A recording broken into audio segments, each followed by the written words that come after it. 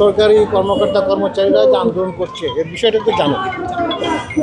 আর আমরা হলো এই সরকারি ইন সার্ভিস এবং যারা অবসরপ্রাপ্ত সবার একটা বৈষম্য বিরোধী ঐক্য ফোরাম আছে, তার সভাপতি। এই আন্দোলনের মাধ্যমে কোনো সাপোর্টেজ না হয়, কোনো ধরনের সহিংসতা না হয়, এই জন্য আমরা ওদেরকে শান্ত রাখার জন্য আমরা কিছু সিনিয়র অফিসার আজকে ঢোকার কথা ছিল এবং কয়েকজন ভেতরে আছে, কিন্তু আমাকে ঢুকতে দেওয়া হয়নি। আমি জানি না আমাকে কেন ঢুকতে দেওয়া হলো না। আপনারা এই আন্দোলনের সাথে একাত্মতা? অবশ্যই শতভাগ একাত্মতা প্রকাশ করছে। সরকারের সাথে যোগাযোগ করছে, সরকার কি বলে আপনারা? সরকার তো আমাদের কথা মানছেন না এবং ঘণ্টাখানি আগে তারা বলছে যে এটা তারা করবে, স্থগিত করবে, কিন্তু আমরা বলেছি যে স্থগিত। ওয়ালটন মাইক্রোওয়েভ ওভেনের খাবার গরম রাখে দীর্ঘ সময় ধরে। ওয়ালটন মাইক্রোওয়েভ ওভেন প্রজ্ঞাপন জারি করতে হবে, স্থগিতের আদেশটা জারি করতে হবে, তারপরে আমরা আমাদের আন্দোলন উদ্র করব। এবং আমরা এই আন্দোলনটা শুধু সচিবালয় নয়, এখন আপনারা সমস্ত অধিদপ্তর, সমস্ত পরিদপ্তর, সমস্ত সংস্থা এবং মাঠ পর্যায়ে ডিসি অফিস, ইউএন অফিসে পর্যন্ত আজকে তারা মাঠে নামবে।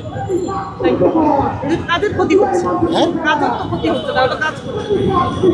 কাজের তো সরকারের জন্য তো হচ্ছে, সরকারের ভ্রান্ত নীতির জন্য।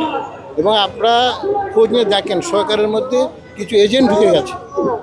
এই এজেন্টরা সরকার প্রধানকে বিভ্রান্ত করে এই সমস্ত কাজ করে আজকে সরকার কোন অবস্থায় চলে আসছে। খালি তো কর্মকর্তা কর্মচারীরা, আপনি নগর ভবনে দেখেন, আপনি এনজিওরে দেখেন, আপনি শিক্ষকদের দেখেন, আপনি পল্লী বিদ্যুৎ উন্নয়নের অফিস, তাহলে সরকার কি করছে, উপদেষ্টা কি করছে? আমার নাম হলো ABM আব্দুল সাত্তার। আমি হলো বৈষম্য বিরোধী কর্মচারী ঐক্য ফোরামের সভাপতি। এখন সাবেক সচিব। আমি রিটায়ার করি 14 সালে। আমি তো কোনো পদবঞ্চিত ছিলাম।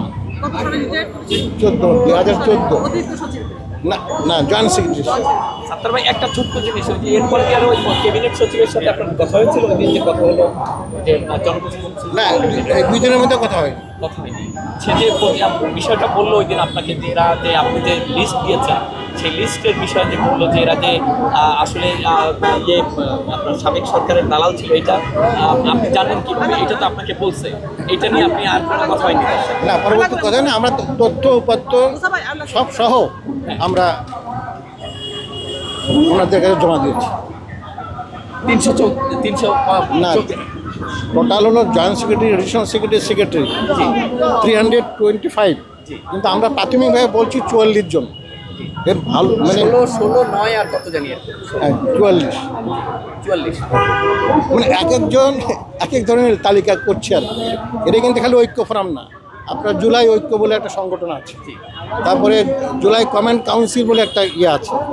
তারা তাদের নানাভাবে তারা তথ্য সংগ্রহ করছে, করে বিভিন্নভাবে সরকারের কাছে জমা দিচ্ছে।